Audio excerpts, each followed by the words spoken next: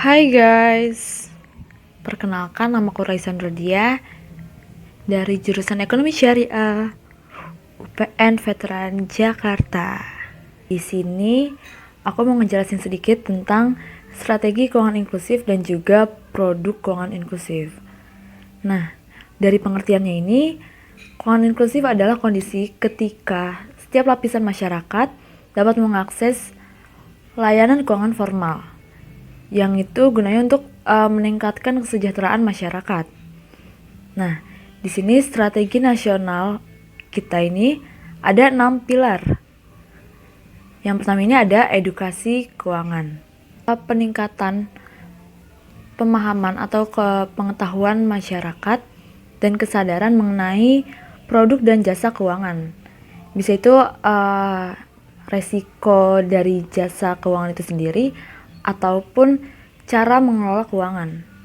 Dan yang kedua yaitu fasilitas keuangan publik. Di sini adalah peran pemerintah dalam penyediaan pembiayaan keuangan publik.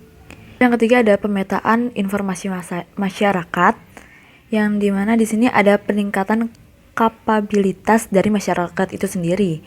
Yang tadinya tidak layak menjadi layak, dan yang tadinya itu unbankable menjadi bankable dalam peroleh layanan keuangan oleh institusi keuangan formal.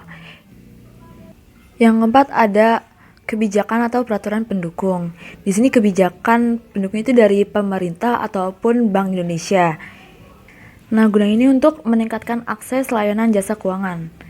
Kalau udah ada payung hukum tersendirinya itu, jadi itu akan memberikan keamanan bagi pemakai jasa itu sendiri. Ya, lalu yang kelima ada intermediasi dan saluran distribusi. Di sini gunanya untuk meningkatkan lembaga keuangan akan segmen yang potensial di masyarakat, dan sekaligus untuk mencari beberapa metode alternatif untuk meningkatkan distribusi produk dan jasa keuangan. Lalu yang keenam ada perlindungan konsumen. Gunanya ini adalah untuk memberikan rasa aman kepada konsumen jika berinteraksi dengan institusi keuangan itu sendiri. Nah, selanjutnya ada produk keuangan inklusi. Ini kita bagi jadi dua, yaitu ada digital financial service atau layanan keuangan digital dan branchless banking. Nah, di layanan keuangan digital ini ada 5. Ada e-wallet, mobile banking, lalu ada vintage lending, peer-to-peer lending, crowdfunding, ada juga payment gateway. Dan yang kedua ini ada branchless banking. Di sini bank yang tanpa cabang. Nah, kenapa sih bank tanpa cabang ini ada di keuangan inklusif? Karena untuk menjangkau wilayah-wilayah yang memang sulit dijangkau, seperti yang terluar ataupun wilayah-wilayah yang aksesnya ini sulit ya, itu bisa saja memakai branchless banking. Di sini keunggulan branchless banking yaitu bank tidak memerlukan biaya yang besar untuk membuat kantor cabang. Dan juga ketika bank ingin membuka kantor cabang, tentu saja itu membutuhkan biaya yang cukup besar ya. Dan juga setelah bank membuat kantor cabang, tentunya saja bank harus mengisi pegawai-pegawai di sana. Dan itu harus ada proses-proses yang cukup memakan waktu dan tidak efektif. Oke, dari produk keuangan inklusi yang tadi udah aku jabarin semuanya, di sini aku cuma mau nge-point out QRIS atau QRIS. Kalian bisa pilih salah satu dari itu, atau kalian mau bilang skin, nggak apa-apa. Itu yang penting poinnya jelas, QRIS. Di situ QRIS adalah Quick Response Code Indonesian Standard. Satu QR code untuk semua payment. Nah, di sini adalah salah satu produk dari inklusi keuangan digital, yang mana ini sangat memudahkan. Jadi tidak perlu menggunakan cash lagi, uang tunai, maupun nanti tidak ada kembalian yang berserakan. Di sini simple, semuanya menggunakan smartphone, yang mana Di era saat ini adalah smartphone ini udah kita anggap sebagai kebutuhan primer karena masing-masing orang rata-rata itu punya smartphone. Jadi kita tinggal buka smartphone, kita bisa bayar lewat e-wallet maupun mobile banking, tinggal scan dan udah. Pembayaran selesai. Dan di sini aku wawancara 3 orang mahasiswa yang berada di luar daerah, bukan di daerah Jabodetabek, di luar daerah Jabodetabek, bertanya-tanya mengenai QRIS, penggunaan QRIS di sana dan lain hal ya. Oke, let's go to the next video. Oke, perkenalkan nama aku Muhammad Arif Fadlur Rahman, biasa dipanggil Arif. Aku sekarang lagi berkuliah gitu, di Universitas Pajajaran. Aku ambil jurusan ilmu komunikasi, Fakultas Ilmu Komunikasi di Unpad. Kebetulan aku di Unpad yang di kampus Pangandaran. Jadi sekarang aku lagi ngekos, kebetulan di sini lagi ngekos di daerah Pangandaran.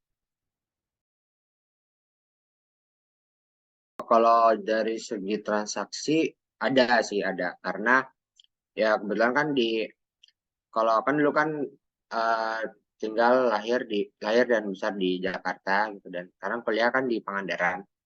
Itu ya cukup beda sih transaksi di sana sama di sini, karena bisa juga terlihat dari kalau di Jakarta itu kan lebih beragam ya, pilihan transaksinya lebih bervariasi gitu. Karena di Jakarta itu bisa yang pertama transaksi tunai gitu melalui pembayaran via cash, terus juga transaksi non tunai gitu, kayak misalkan menggunakan e-money atau e-wallet atau QRIS atau m-banking dan lain sebagainya gitu. Jadi kan bisa lebih beragam dan juga banyak pilihan gitu lah kalau di Jakarta. Kalau di sini selama aku di Pangandaran itu uh, untuk transaksi non tunai sudah ada, cuma di sini banyak masyarakat dan mayoritas kegiatan transaksinya itu masih didominasi sama transaksi tunai. Kenapa? Karena masih belum banyak toko-toko atau tempat-tempat yang bisa menyediakan transaksi secara non tunai menggunakan e-wallet. Walaupun tetap ada gitu. Jadi seperti Indomaret atau Alfamaret atau toko-toko swalayan lainnya di sini sudah bisa menggunakan e-money gitu. Cuma ke di toko-toko yang lainnya kayak tempat makanan dan sebagainya itu masih menggunakan transaksi secara cash atau tunai gitu. Kalau dari kakak sendiri, Oke, kalau buat perbedaan transaksi sih sebenarnya nggak beda jauh ya, karena itu sama-sama kota di tempat saya tinggal di rumah sama kos. Cuman mungkin di sini kan lumayan dekat sama desa gitu ya, jadi perbedaannya transaksinya kelihatan. Itu ada perbedaan transaksi.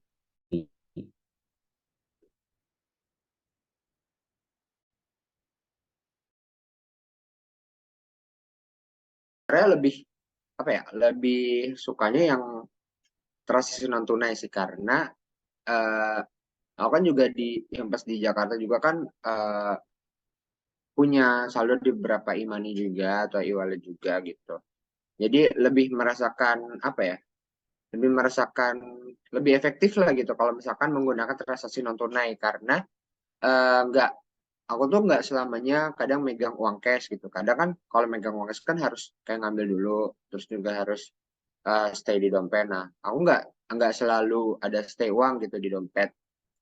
Makanya kenapa lebih suka pakai e-money atau transaksi non tunai, karena lebih fleksibel, lebih mudah, terus juga uh, ya lebih efektif lah gitu. Terus juga lebih memudahkan transaksinya juga gitu, lebih memudahkan transaksi itu sendiri, karena biasanya kan kalau transaksi cash kalau kita pakai uang yang besar gitu, kadang nggak ada kembalian atau nyari nyari tukeran dulu biar ada receh dan lain sebagainya. Itu kan nggak terjadi kalau di uang secara non tunai gitu, transaksi non tunai. Karena kan kalau non tunai ya bisa langsung ya udah transfernya seberapa, udah bisa gitu. Pakai e-money seberapa langsung cash gitu, apa langsung secara langsung ditransfer ya segitu gitu, nggak perlu nyari kembalian dan lain sebagainya. Gitu sih. Sih lebih suka yang e-wallet ya karena lebih mudah juga buat transaksi.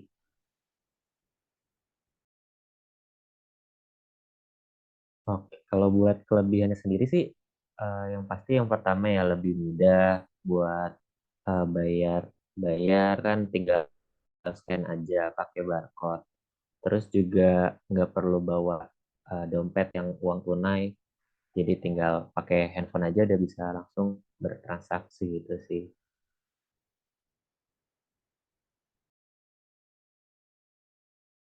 Ya, aku mau pas di sini.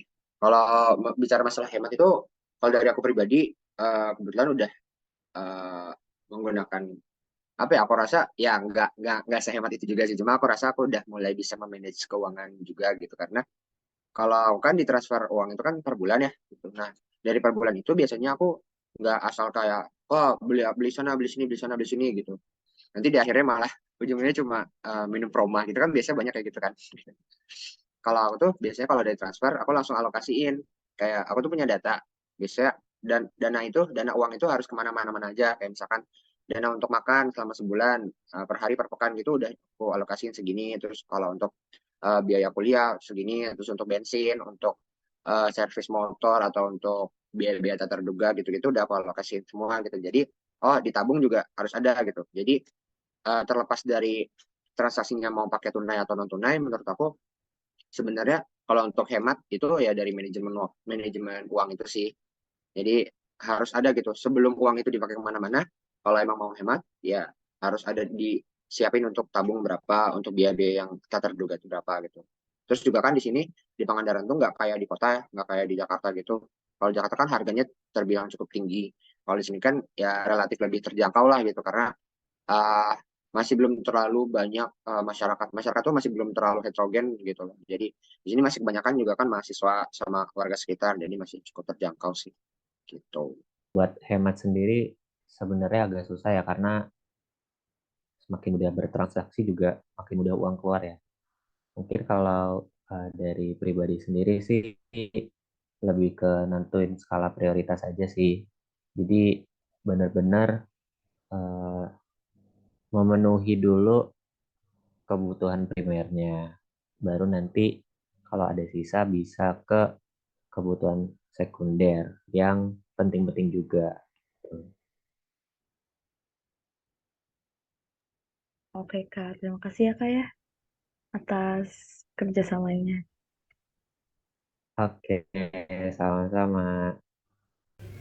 Dari semua wawancara, aku menanyain bagaimana sih caranya hemat, karena aku nanyain kayak gitu sebab karena adanya kemudahan, di situ pasti akan mendatangkan kemudaratan. Ya bisa jadi karena ada kemudahan itu sendiri, teman-teman bisa jadi boros, jadi pengeluarannya tidak terkontrol dengan baik. Dan dari jawaban teman-teman yang udah aku tanya-tanya, ada yang membuat alokasi biaya dahulu saat udah ditransfer nih, dia langsung bikin alokasi biayanya. Ada yang buat kebutuhan pokok, pajak, zakat, itu dia langsung alokasin biayanya agar uang ini tahan sampai akhir bulan. Terus ada juga tadi teman-teman yang membuat skala prioritas. Di sini ada kebutuhan yang sangat harus tercukupi. Yang paling bawah itu yang misalnya dia nggak beli pun itu tidak akan berpengaruh pada hidupnya dia. Dan juga ada teman yang langsung list nih apa-apa saja sih yang harus dibutuhkan.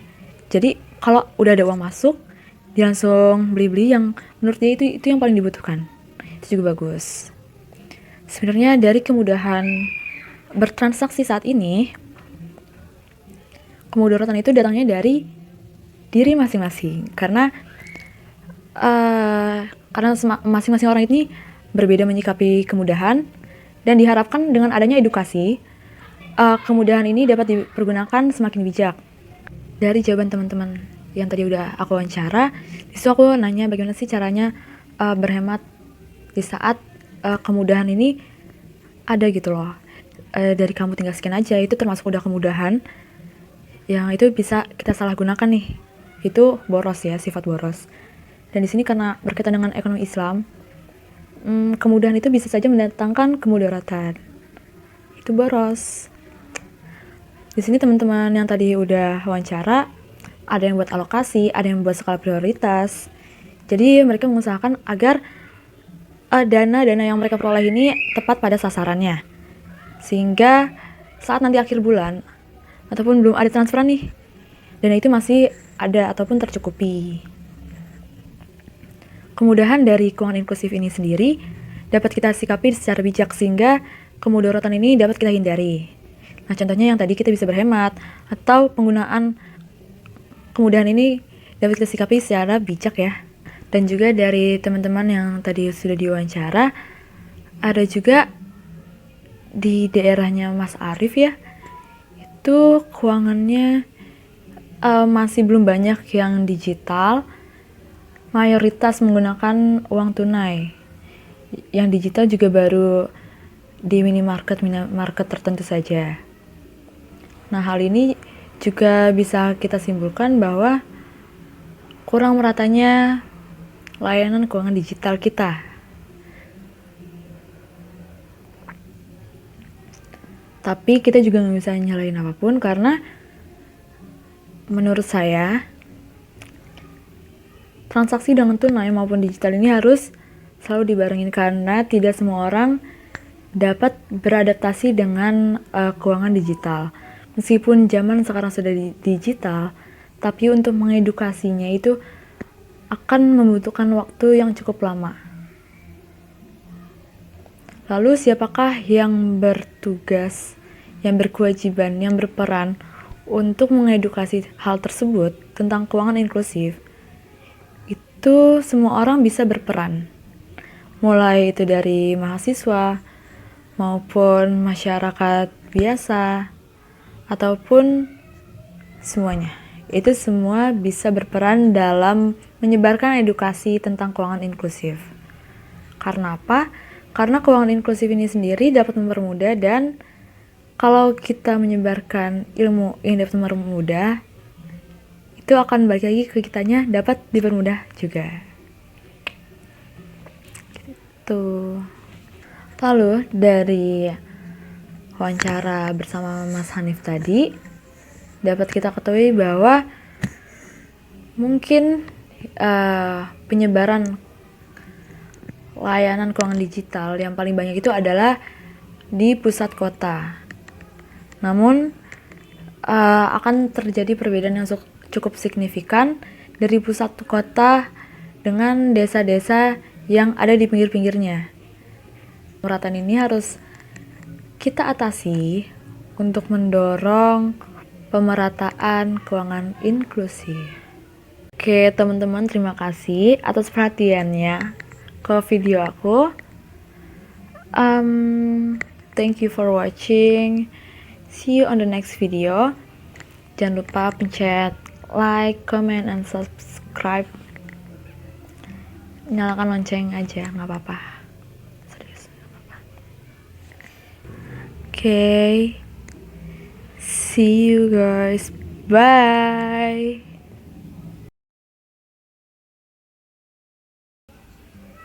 Nah, edukasi keuangan